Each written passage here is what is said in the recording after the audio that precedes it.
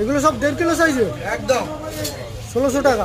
1600 মার্কেটে কম হলে ভাই আমাদের কাছে কমই থাকবে। কাস্টমার তো লুটে পুটে খাবে। ইলিশ মা গঙ্গার টাটকা ইলিশ ভাই 1600 তাও লুটে পুটে খাবে ভাই। ওরাও মাছে নেমে যাবে মনে হচ্ছে।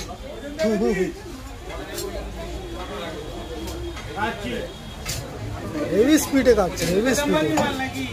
হ্যাঁ কি বলেছে, ওরাও মাছের ব্যবসায় নেমে যাবে।